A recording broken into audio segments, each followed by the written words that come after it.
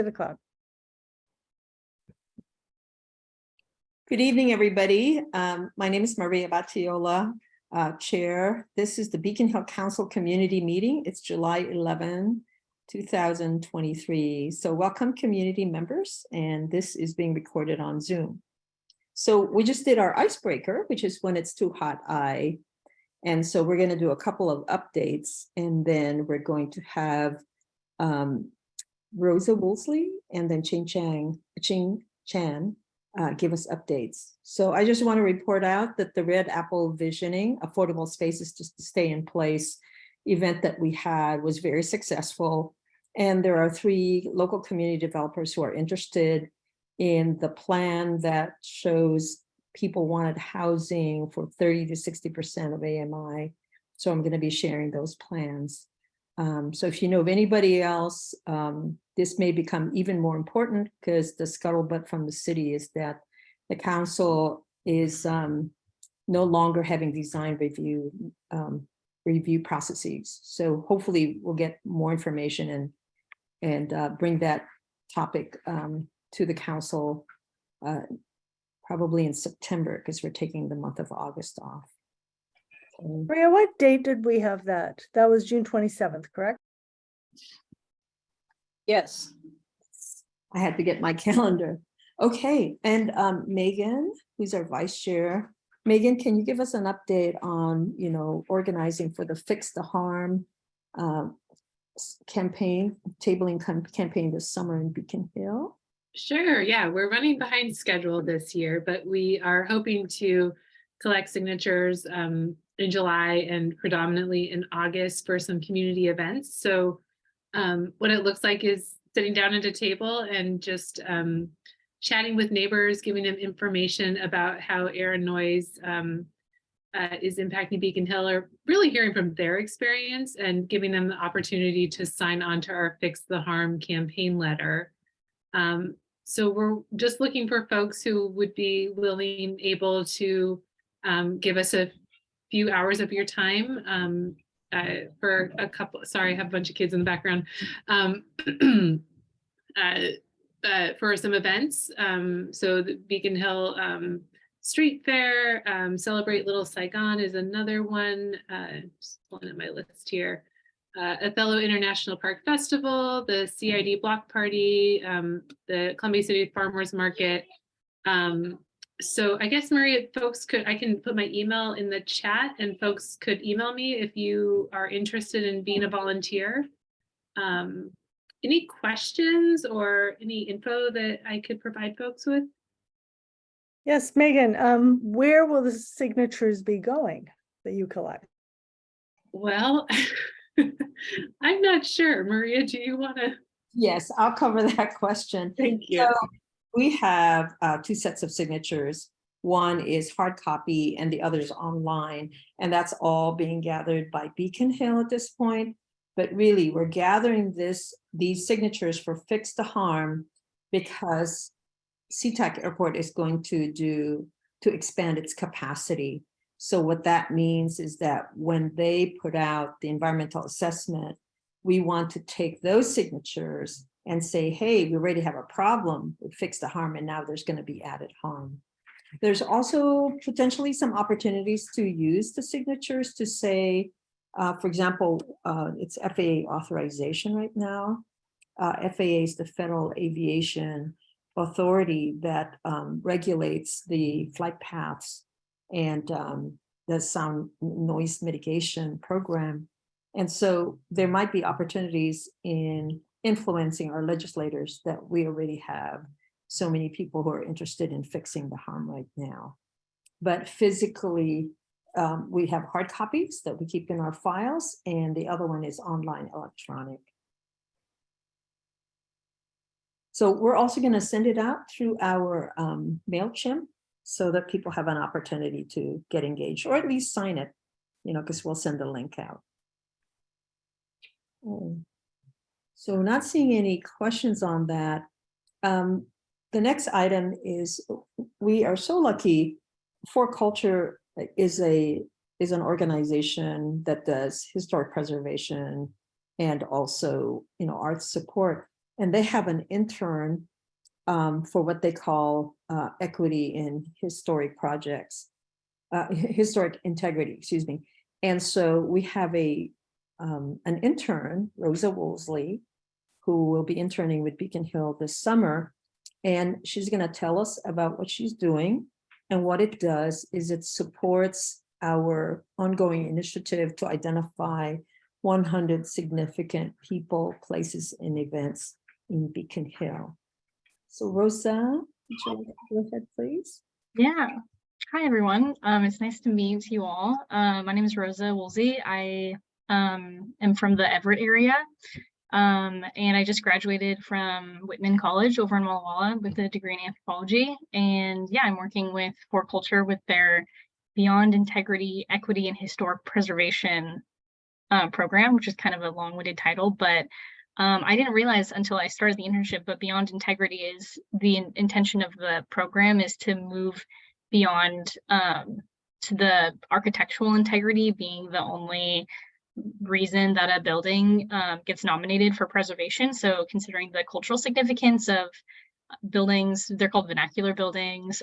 So not like a building that's super showy with its architecture, but is still significant to the community in some capacity. So yeah, the project that I'm working on is aiming to learn more about what kinds of historic places on Beacon Hill are valued by the community and why people value those places, and also what kind of work has been done in the past in Beacon Hill to document those historic places. So far, there's less than I had expected. There's a lot more on North Beacon Hill, but my focus is on Mid and South Beacon Hill. So yeah, I attended the Red Apple Visioning event and met some folks there, and I went to the fair on Saturday and met a bunch of folks there, and I have plans tomorrow morning to go to the Day Moon Press and do a longer interview with May and Jess and their mom. And so I've been developing like a list of places that people have mentioned that are culturally significant to them. And so I'm trying to map things out. And so my plan is to have a written report by the end of this of what kinds of spots are important and why they're important to the community. So yeah, that's what I'm working on. So Rosa is going to be coming back in September to give us a report. Right now, what she's doing is she's doing a lot of reading because there's a lot of material about Beacon Hill's historic context statements. There's an inventory. There is the brick pits history that we received. And so what's important is, please, as you think of places and people and events, if you can kindly just email that to the Beacon Hill Council at gmail.com, and then we'll get that over to Rosa so that she can connect with you. We're really rich in history, and I think what we want to do is make sure we're able to keep the diversity that we so treasure in Beacon Hill. I'm curious, I mean, we have a couple of minutes. If you can kind of just think about one thing that you want Rosa to take a look at on her list, what might that be? You know, one place or one event or one person who lives in Beacon Hill that you know of. This is Deirdre. I have one. There's a house in my neighborhood. It's on 12th and Shelton, the corner. And I was told that it used to be the house for the consulate for Japan. So that's something. That's great. Jerry. Oh, go ahead, Jerry.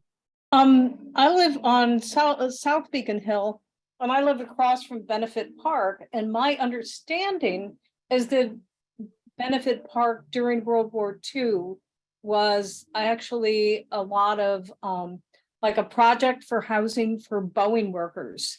And I don't really know much about that, but I think it did that. And then I understand it was a Wing Luke school. This was long before I moved here. And now it's a park and a skate dot. So I think that's sort of historically interesting. That's great. We're just doing kind of quick pieces of information. I'm looking around and I'm not seeing any more. So again, Rosa Woolsey, you can email us through beaconhillcouncil@gmail.com and just put on the subject line historic, be it person, place, or an event, and that'll get to her. Okay, she also has a set of folks that she'll be interviewing. So it's a combined oral history, and a part of our guide is Holly Taylor, who is an instructor at the Historic Preservation at University of Washington. So my apologies for not listing this on the agenda, but we do have scheduled an update from Kathy Colombo regarding the progress we're making on renaming Jefferson Golf Course after Bill Wright Jr. Kathy, is this a good time? This would be excellent. Thank you so much. And I won't take any more than about 5 minutes. So this has been a project that Beacon Hill Council has supported and initiated. And we've been working on this for 3 years and really have developed a stakeholders group of about 25 groups and people in the community beyond just the golfers. And First State, which is specifically a golfing organization for golfers of color. And we are presenting to the Parks Board this Thursday our proposal, and would appreciate anyone either, and I'm going to put the link to the park. Kathy, your sound is off. Sorry. So I put the link to the Parks Board meeting. You can attend in person or you can attend virtually in support of renaming Jefferson Park Golf Course to the Bill Wright Jr. Golf Complex at Jefferson Park. We're getting a little bit of resistance from the park, Seattle Parks, but not from the community. So we'd really appreciate a real collective support to show the Parks Department that this is something that's long overdue. And Rosa, to a little bit of history I found in talking with the community is that First State actually has been trying to do this since 2009. Kathy, So- can you give us more information, like who are you presenting to? I understand, is it on behalf of Beacon Hill Council? And is there a letter that we can quickly push out so that folks can do an email? Even There's an email paragraph would be good enough.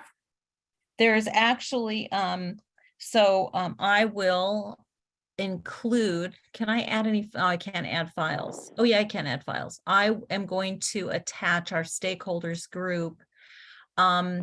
So Mark Solomon, myself are members of Beacon Hill Council. So if it's something that you would like, I can send the letter that we sent to the Parks Board and just tweak it a little bit, Maria, to come from Beacon Hill Council. But really, we have the African American Museum, we have First State, we have First Tee, we have Redbird Sports, we have Franklin High School alum, we have, and again, the list is very, very long from the community in support of the renaming. So Kathy, So- just to clarify, Mark and yourself are authorized to represent Beacon Hill Council, so that's okay. What I was interested in doing is pushing out an email to our MailChimp. So to basically say, please support this, you can email the Parks Board, here are their addresses, and basically a sentence that says, you know how we instruct folks to say if you support this and why. And then we'll just have that support letter and the stakeholders pasted on the same email. Great. Okay, so I'll do that. And should I send it, because Mark is out of town for the next 2 weeks, how would you like me to, where would you like me to send it? Send it to me so I can look through and make sure the letter is, just got a lot of experience trying to send and make it easy for folks to be able to comment. Because this late, I doubt if, people will be able to show up and so forth. And, what and it's virtual too. So there is a link. If you open that link up, you'll see down where there is a Zoom link that you can also attend and listen in. We're if you going, can put that in the email, that'll be easier, because then it's all in one package when we send it out. And Okay. it's this Thursday at what time again, please? it's 6:30. And we're going to be at the beginning of the meeting because they're not allowing us to do a presentation. They're only allowing us to have 2 minutes for each. I'm going to start, then we have First State, and we have someone who actually knew Bill Wright talk about the achievements, accomplishments of Bill Wright. And then we have a family member, a goddaughter and godson, who will be speaking about Bill Wright. Well, I hope you put together a press release after that meeting with the quotes and the photos, because I think we need to mobilize community, particularly since it's in our district too. Folks, questions, comments, please. Deirdre? Yes. Kathy, for folks who are kind of new to Beacon Hill, who is Bill Wright? Bill Wright Jr. was the first African-American to win the Public Links, which was a national golf tournament. And this was in 1959. And he actually could not golf on Jefferson Golf Course in the 50s. He had to golf in the evenings and at times when white golfers would allow him to golf. His father, along with several other members of the community, golfers of color, created then First State Golf Association to be an inclusive golfing community so they could advocate for golfers of color, but actually anyone to golf on the golf course to practice. So imagine the resistance, and yet he pursued his passion of golf. He and won, could not stay in the hotels as other white golfers could, and yet he still was able to have this amazing achievement in 1959. First State has continued to support an inclusive golf community with youth. Bill Wright also attended Franklin High School. He golfed at Jefferson Park. He worked with the youth to include them in the golfing community. He attended Western Washington University, and if you go to their website, you'll see a link about Bill Wright, because they're very proud that he attended and also had this amazing achievement. And so the golfing community really, as well as the greater community and his family, is supportive of all of his achievements. Franklin High School actually has in their hallway a picture of Bill Wright Jr. And the alumni has also is very much in support, as well as the school. Megan, I saw your hand up. Yeah, 2 questions. For those of us who can't come to the virtual meeting, would it be helpful if we sent an email of support to someone at Parks? And 2, just like briefly, do you have a sense of what the hurdle is for Parks that we could address? And that may be a too load of a question. Parks is very slow in their renaming process. So to be honest, Megan, I don't know, but hearing for the golfers of color, they have said that, and I'm just going to be really transparent because I'm not political, is that they're really good at stalling. Just to put it plainly. So we're taking a deep breath and we're going to continue to pursue it. First State has, and I became aware of this in working on this project, that they have Bill Wright Day on October the 10th every year at Jefferson Park Golf Course to honor Bill Wright, because that was the day when he actually won the Public Links golf tournament. I wasn't aware of that. So we're going to have an event in October, and we're planning for that. So we will be sending out information about that to get more overall community support. And the idea is to put some pressure on parks to rename the golf course for him. Kathy, my understanding is that it's not parks that authorizes renaming, it's the board. It's that committee that you're going in front of. So Yes. it's elected officials. That's my understanding. Well, Parks has been, because I have got a phone call from them this week, Paula Hoff, and I'll put her name in the email, who said that there's 2 Parks Board commissioners that we'll be speaking to on Thursday who are on that renaming committee. And so I've been waiting for, and we're going to be asking for those names on Thursday. My understanding when we first looked at this was that the names are published. Are those names different now and they're no longer published? They've created a new process for renaming.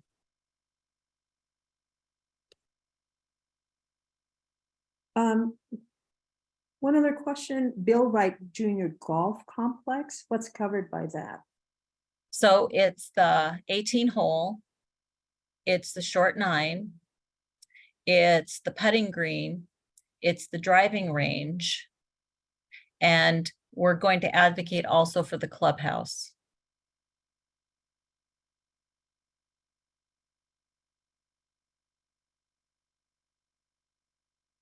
Comments, questions?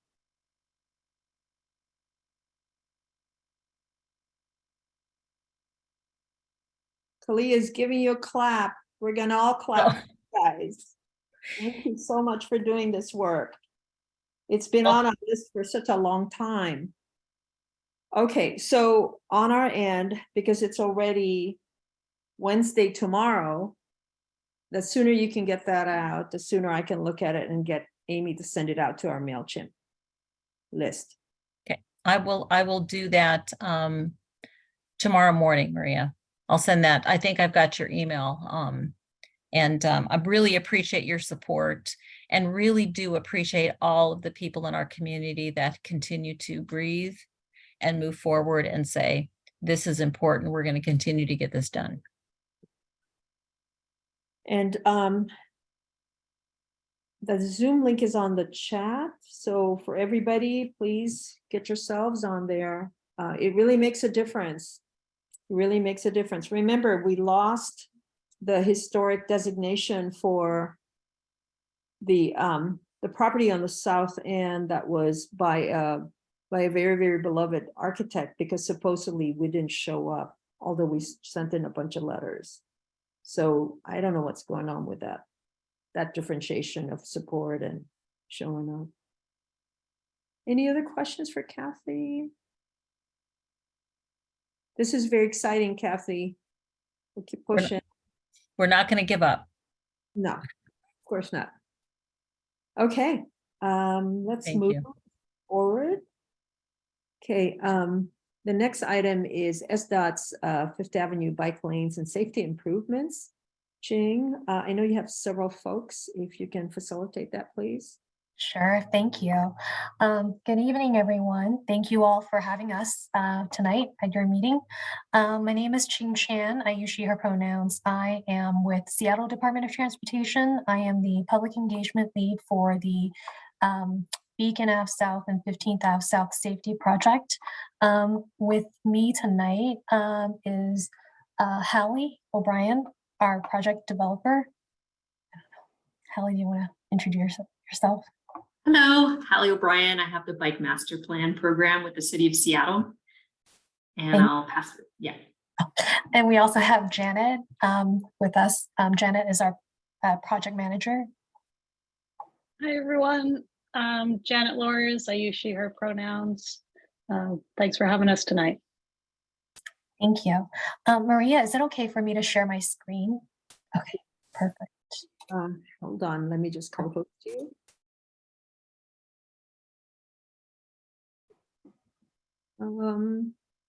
Deirdre, I'm not able to co-host. Yeah, hang on. I gotta make everybody co-host here. Okay, I'm sorry, who's talking? It's Ching. there you are. Sorry, Thank I you. just couldn't find you. Make co-host. There we go. Awesome, thank you. Let me go ahead and share my screen real quick. Bear with me, everyone. Thank you. Are you able to see my screen right now? Okay, perfect. So thank you again for having us. I know we had our, the project has reached 30% design. Our 30% design public meeting was on May 10th, I believe, earlier in May of this year. And we are here tonight to share a little bit of updates about some of the near-term safety improvements that our crews are actually actively building right now this month on 15th Ave. The work started last weekend, and you may have already seen 5 of the speed cushions, or at 5 locations, I should say, were constructed over last weekend. We have our crews are going to continue to work on other improvements. This is the construction notice that we sent out, and also did some door-to-door door knocking to kind of let folks know about what's happening, so that they're not alarmed when they see our crews out there doing work. Our crews will continue to do work intermittently throughout this month of July. We're hoping to be able to install or complete installation of all of these safety improvements along this northern segment of 15th Avenue South between Golf Drive South, or 14th Avenue South, and South Walker Street. So the speed humps were installed this past weekend. The paint or the striping on these speed cushions are temporary. We're gonna come through, I think sometime in mid-August, to install the permanent striping on these speed cushions. So just so folks are aware. We're also going to be doing some signage installation, some parking organization along 15th Avenue South, as well as some painting and with tough posts of curb bulbs. So those are at these corners here, these orange circles there. And then a flashing beacon, a rapid flashing beacon will be installed at the intersection of like 14, 15 Golf Drive, kind of where, in front of where PacMed is right now. Just wanted to check and see if there are any questions so far about this body of work. And I'm sorry, I cannot see if folks have their hands raised, so please, Janet or Hallie, feel free to. Oh, I do see Peter. Oh, I can't see people. Okay, I'm sorry. Peter, go ahead. Jane, you can take down the visual. Oh, okay. Everybody. Actually, you can leave that up if you would. That'll be one of the first questions that I have. It's in regards to an email that I sent you on Friday. Did you receive that, Ching? I never heard back from you. I'm so sorry. I've been pretty slammed. I did see your email. I'm sorry, I haven't had a chance to respond yet though. But can you let me know what your question is again? Yeah, the initial question is as we see on this flyer that you sent out, and it's on your website as well, where the speed cushions go. The farthest south speed cushion, as you can see, is adjacent to the Judkins stairs. However, that cushion wound up being put just south of where the lighted crosswalk is going to go at the 14th, 15th junction. I'm just curious as to why that would be put there, for the mere fact that because that's a flashing indicator, people are naturally going to slow down. And by putting that speed cushion there, it's kind of duplicating the effort, so to speak, and also creates the longest corridor between cushions, where the others on your diagram are pretty much where you've indicated them. So moving that up to just about where the flashing beacon is makes that a longer stretch, which could allow for a little bit of a speed zone. So why was that changed? Because all the others are pretty much where that map indicated. Chang, would you like me to field that one? Yes. Okay, yeah, Thank you. I do want you to know we did address that prior to them getting installed. We weren't able to get it back to you on it, but we did pass that information along to traffic ops to reevaluate where they are currently located, to make sure those were the locations that were intended. And we heard back from traffic ops that yes, that is, they did their, final design on the locations, and they placed those there because they thought that those locations would have the highest conflict points. And yes, there is an RRFB there, but people aren't crossing there all the time. In fact, they're not crossing there, a lot.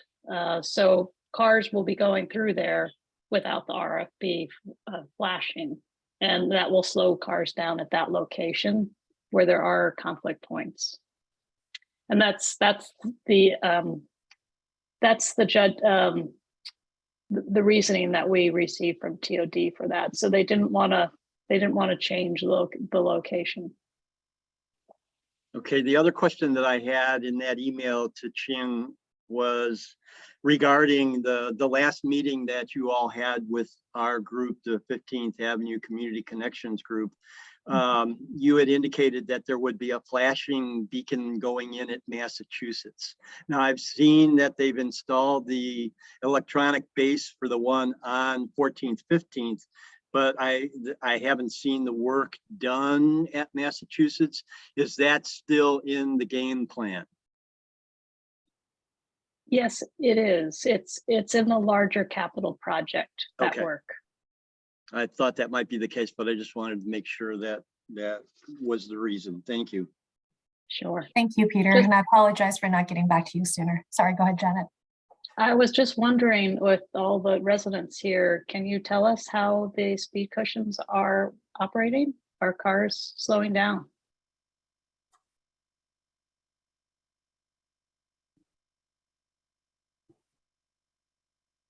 As I think, They're still moving along that Was that a stretch. question for everyone?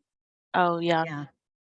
I definitely could chime in because the speed bump is literally right. I'm looking at it right now. It's right outside my house. I think what's nice about it is that some cars slow down and some don't. So like the bigger cars, bigger trucks can just kind of zoom over it, which I assume they do that with any speed bump in the city. But it's nice that cars usually come in waves because of the stoplights at College. And so if one car slows down, they all slow down. Nice. So that's that's nice. That's good to hear.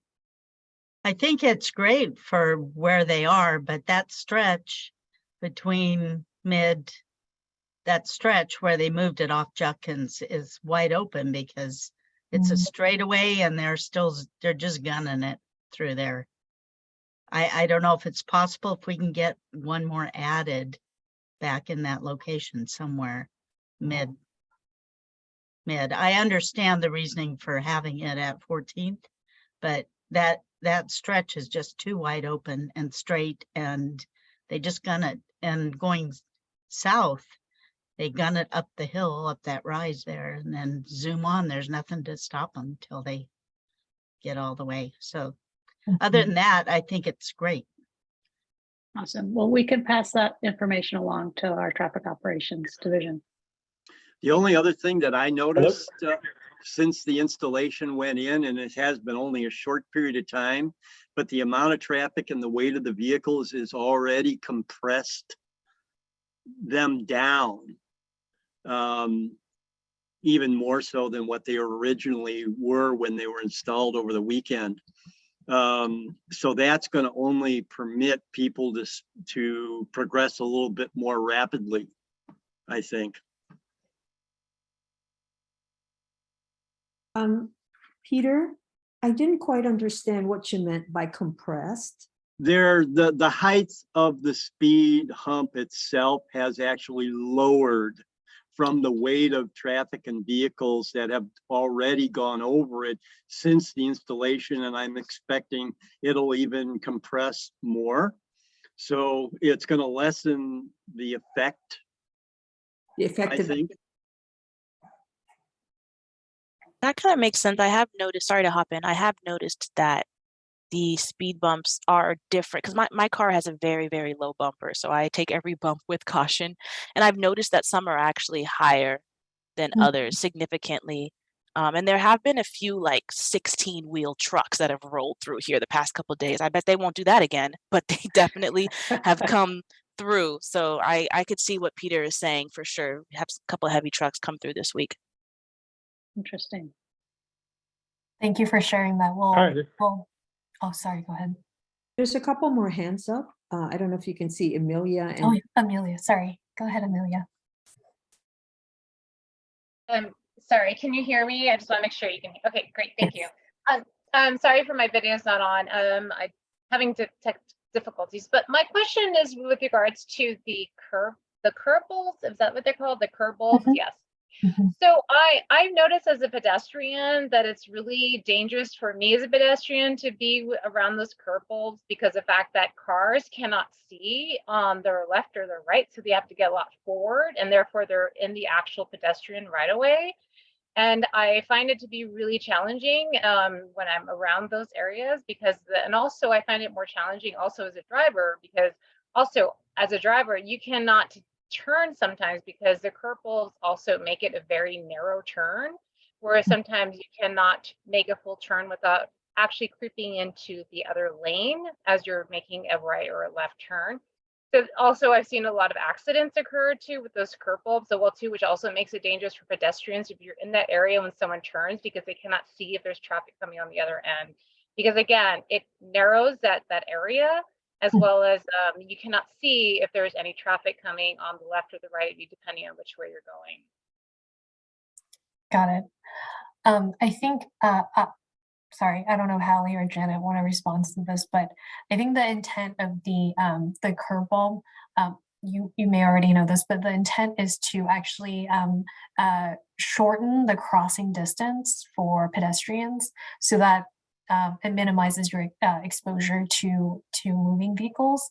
And I think the intent is also to slow down cars when they make a turn onto the streets with these curb bulbs.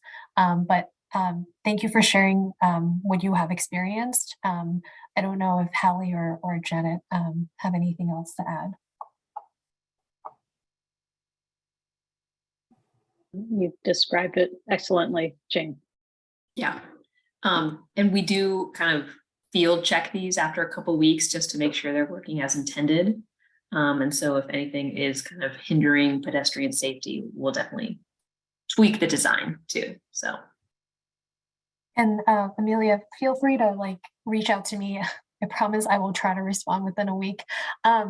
If you experience more of this happening, definitely we will be documenting that. So please feel free to share that with us. Thank you. Amy, I see your hand. Hi, folks. Sorry. Sorry to interrupt. I don't know how to raise my hand if I'm calling and not able to use the hand feature. So can I just go last when everyone else is gone? Sure. And sorry, what's your name? So we know who to call on. Oh, Angelo DiPaolo. Angela. Okay, got it. Thank you, Angela. Amy? Yeah, I had a question. Those speed humps, do they light up at night? There's a marking on them.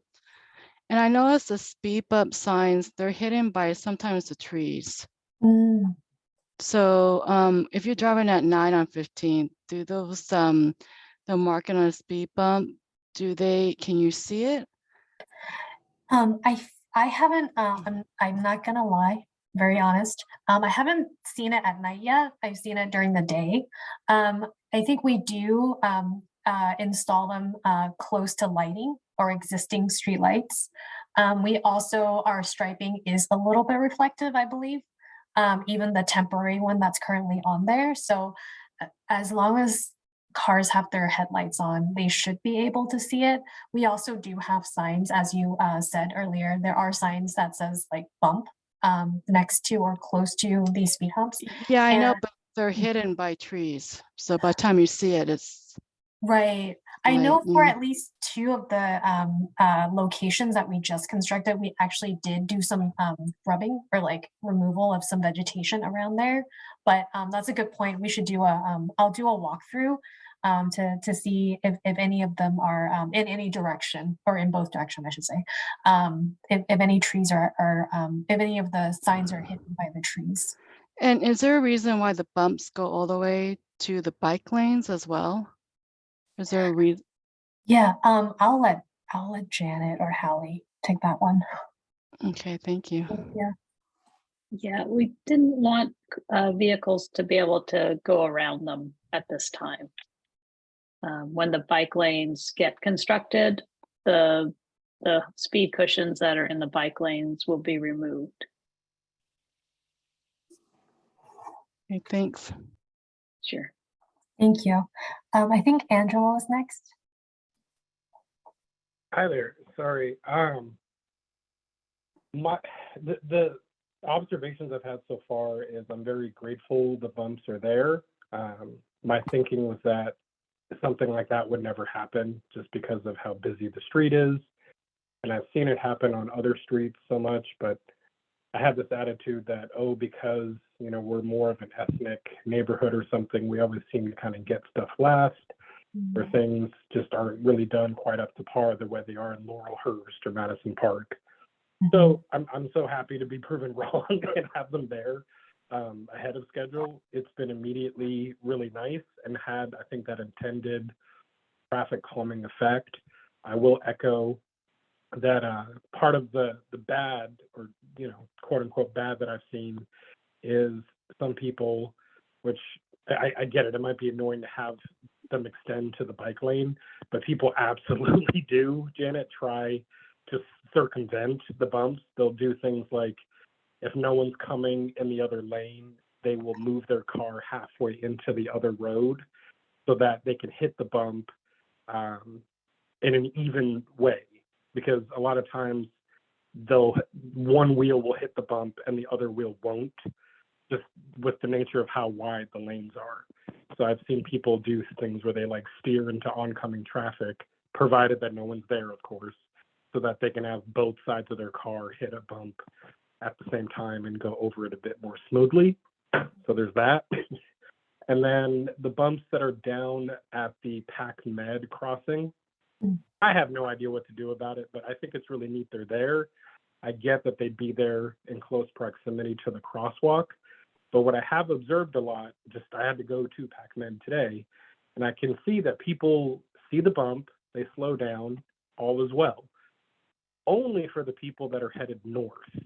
For the people headed the other way, because they're coming up that hill, it's a bit of a blind spot, and by the time they see those speed bumps, it's a bit too late. So it's great that they kind of sort of see it and slow down, but there seems to be a marked difference in when they slow down versus the people headed the opposite direction, just due to how long it takes for them to notice the bumps are there, for whatever that's worth. And then thank you for letting me speak. The last thing I had was just as a result of watching your guys' really neat presentation a few weeks ago and hearing some of the Q&A that you guys did in your recorded presentation.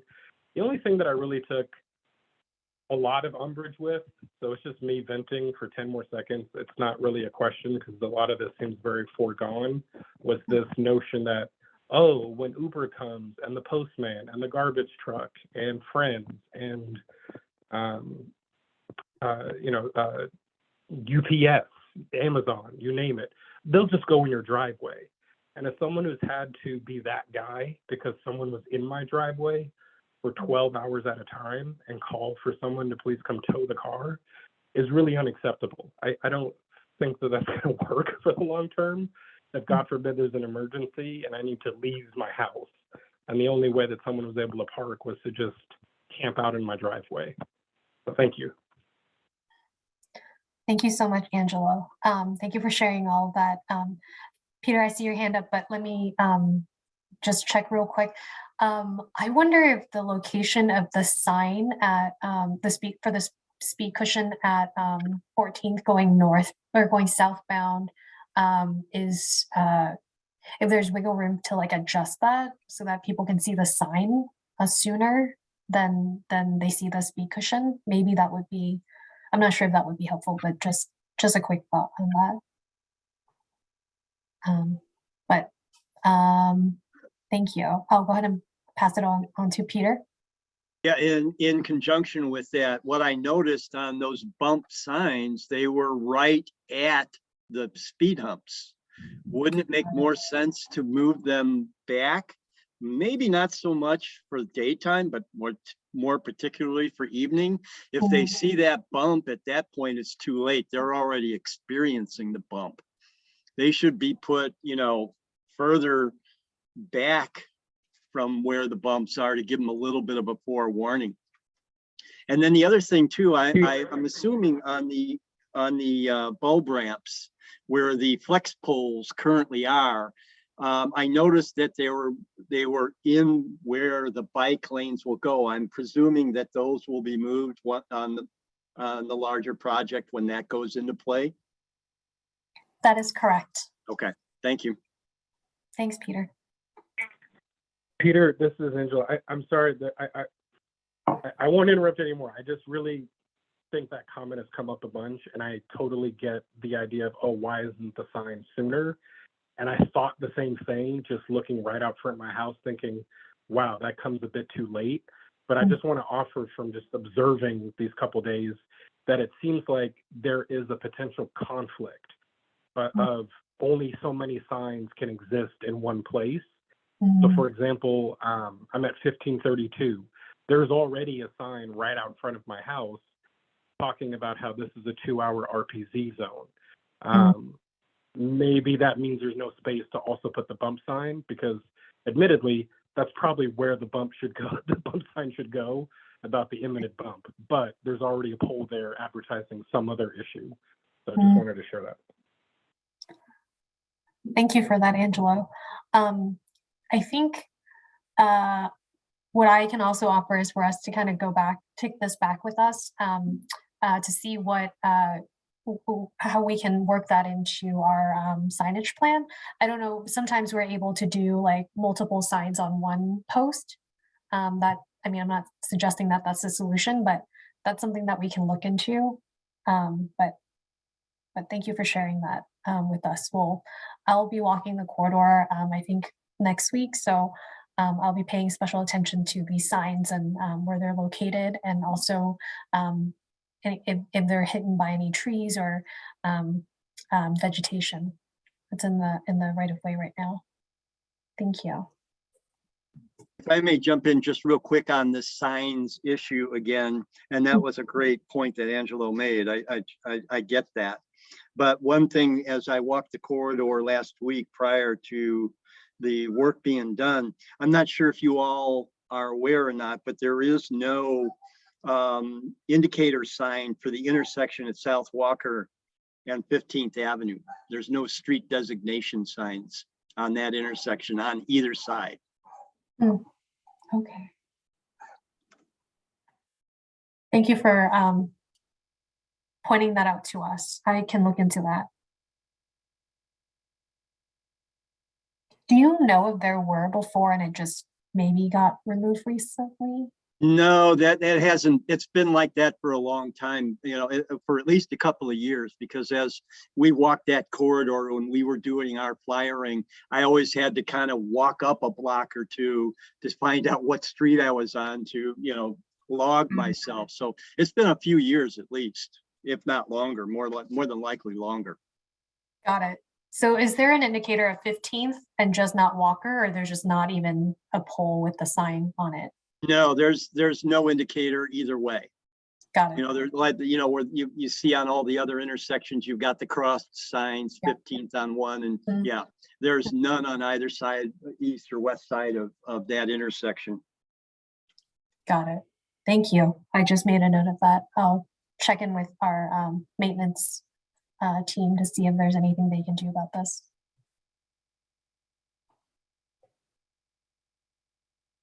Hi, everybody. I just want to do a time check. It's about 7:29. Any other burning questions? If not, you can email it to us or email it directly to Jing. Jing, can you take down the, and if you can email that, we can, you know, we can post a link or something. Thank you. Any other last questions to SDOT? And I know I have to schedule with Hallie to follow up on the remaining items on the December letter that we sent to the SDOT director. And we also need to follow up because he instructed the staff to take a look at the Noji Gardens design. There's a particular analysis that he wanted done so that we can see if those trees will be saved, those 100 trees. Okay. Thanks everyone for having us. I'll follow up with email of this notification to you all. Sure. Thanks. Have a good night, everyone. Thank you. Night, and thanks for coming. Really appreciate it. My pleasure. I'm going to move us forward to the, there's a couple of things that are going on. Megan talked about the Fix the Harm campaign, which is the aircraft air and noise pollution letter. And I just wanted to inform you that right now the FAA, the Federal Aviation Authority reauthorization is up in front of the United States legislature. So Representative Adam Smith put in 3 of the things that we requested for. One is for an ultrafine particle study that can be done by an organization other than the National Science Academy, because the University of Washington has done a lot of work on that, and we want to be able to have some kind of capacity for them to do the study. Second is, as you may know, we're not eligible for mitigation because we are under flight path, but we're not near the airport. And Representative Adam Smith has submitted the aviation impact bill, which will allow noise impacted portions of the community to apply for grants directly. And then the third piece is about there's so many changes in the reauthorization bill. I'm forgetting the third piece right now, but what's important is that we also want to raise the issue. Oh, it's about the fuel. The authorization is saying that the fuel, there's a standard fuel that they want to be able to continue using, and what our sisters and brothers over at the King County International Airport and the Renton Airport want is non-leaded fuel, because lead is not safe at any level. And so that's another item that we need to pursue. So we, Beacon Hill Council, in collaboration with 4 other organizations under CTAC, Airport Community Coalition for Justice, Stack for Justice, are collaborating on a letter to send to Senator Cantwell and also Senator Murray. Senator Murray is in charge of health. She's also the Senate Pro Tem. So she's like number 3 on the lineup from the president. And Senator Cantwell chairs the Commerce Committee. The Commerce Committee is over FAA.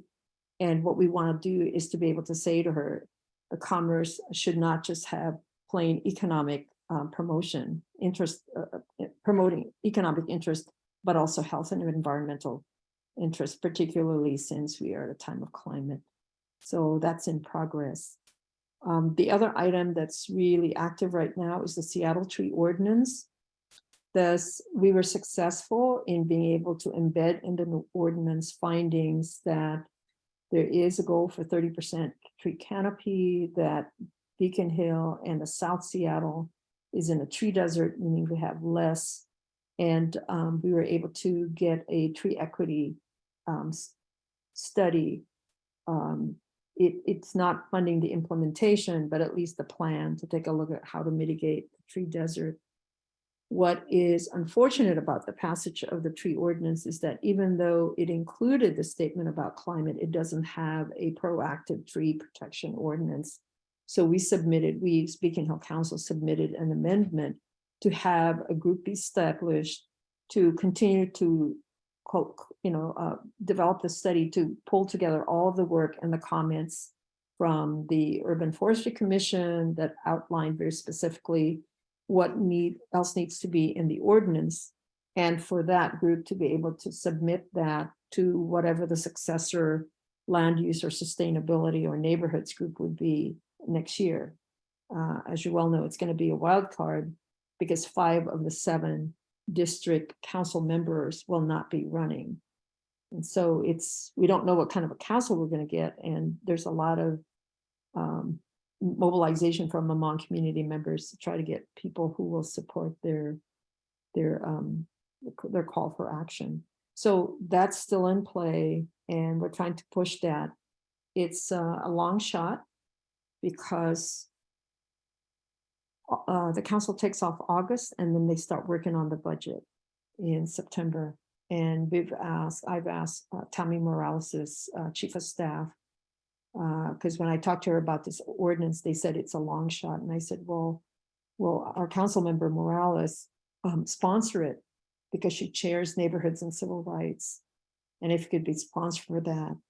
Part of the challenge in doing this is the appropriate city council committee should have been sustainability, but the chair of it, council member Shama Sawant, has been away, AWOL pretty much. So it landed with the land use committee, and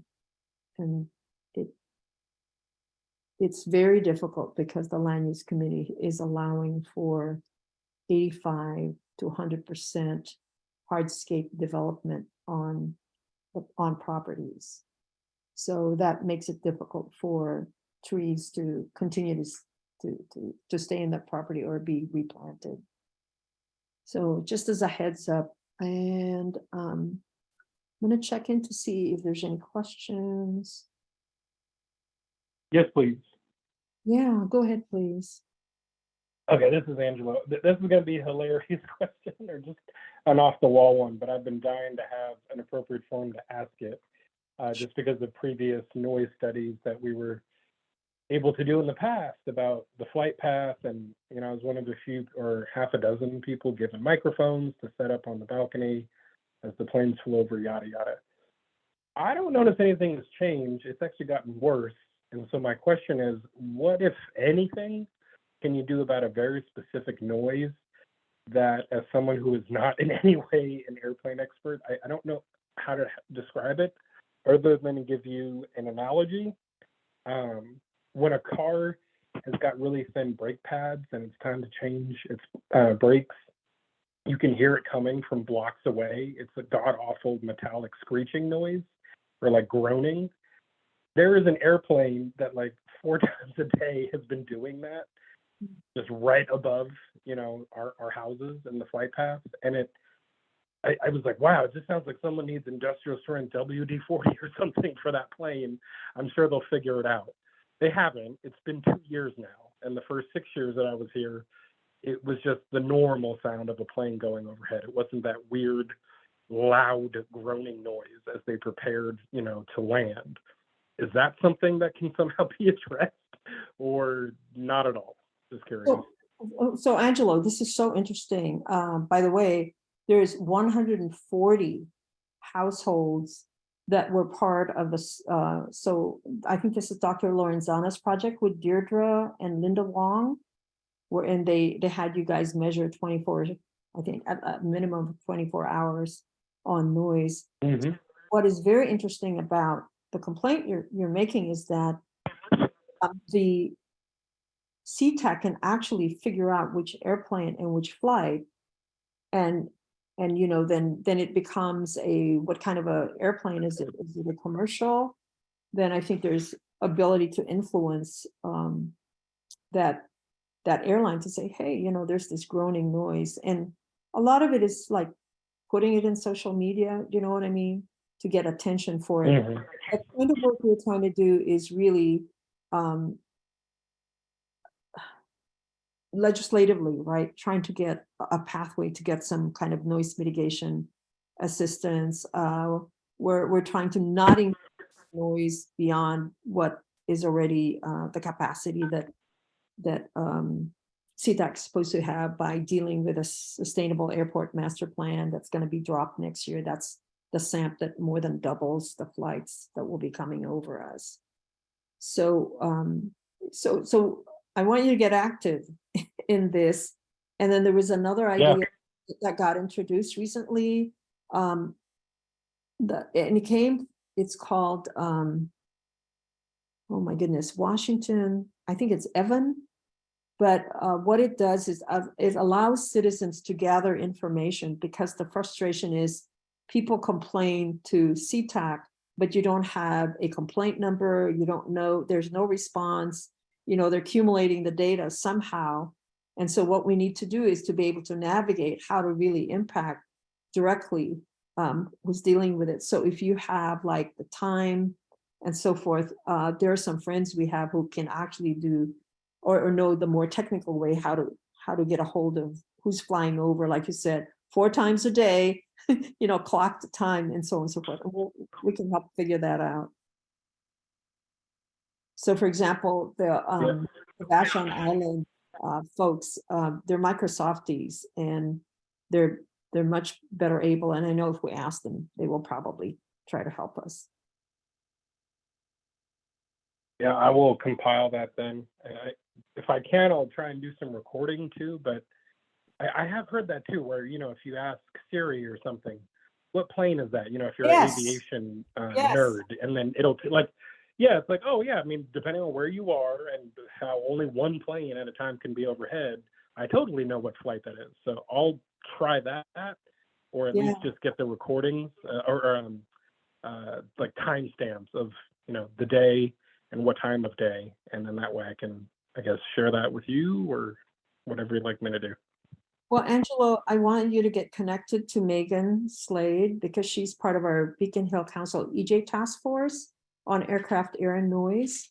So to start connected doing that kind of work. So thank you for bringing it up. It's big. I tell you, when I started organizing back in 2016, people didn't even think we could influence this issue.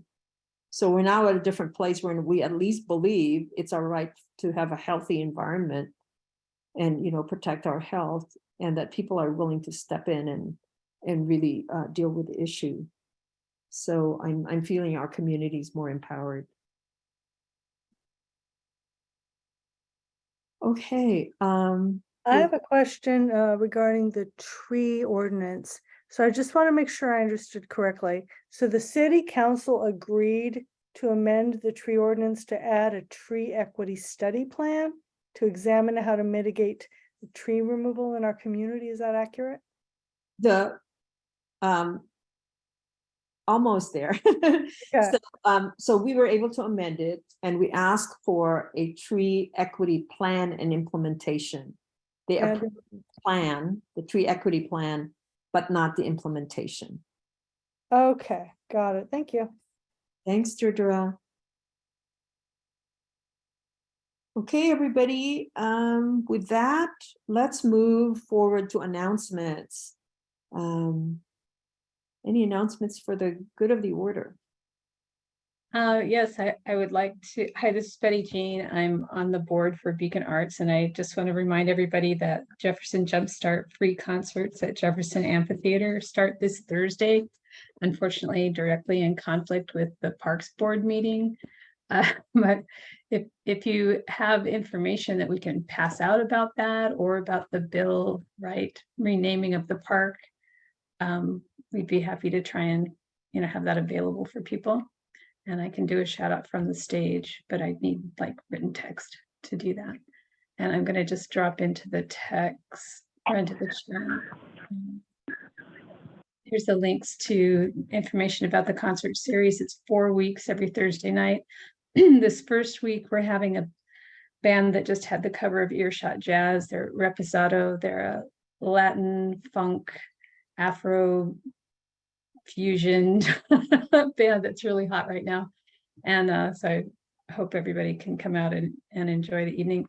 And the Jefferson Community Center, the concert starts at 7, and I think starting at 6, the community center will be making games and food sales available. So you can grab a bite and go have your picnic and then enjoy the show.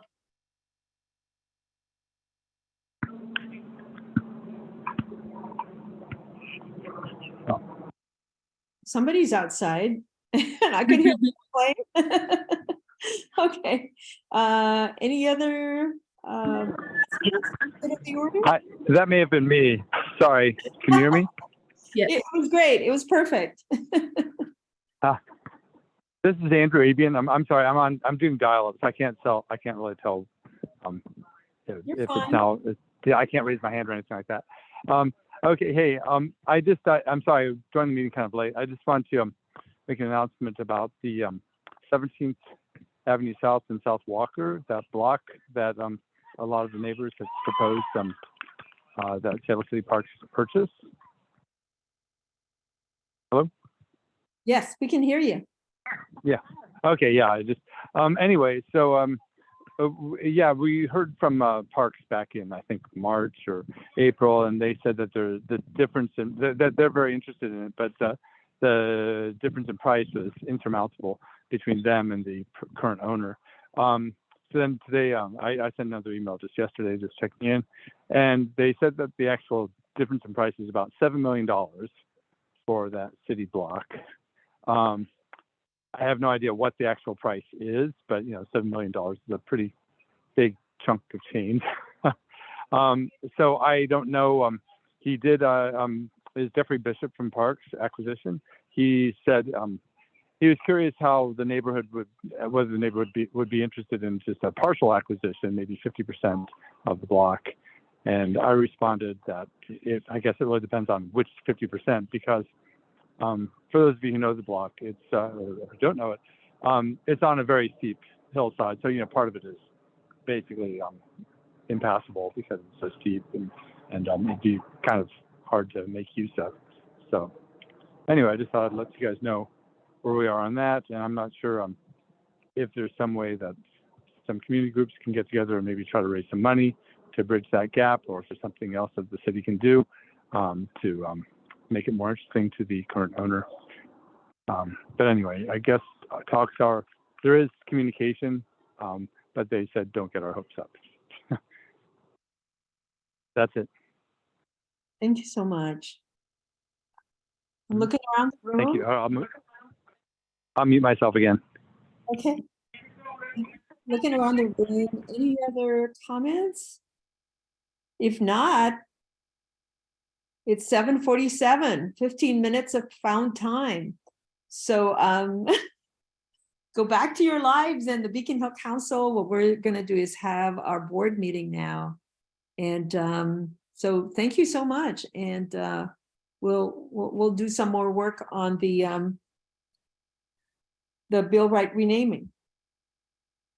Kathy, if you can stay a couple of minutes, I just want to check in with you.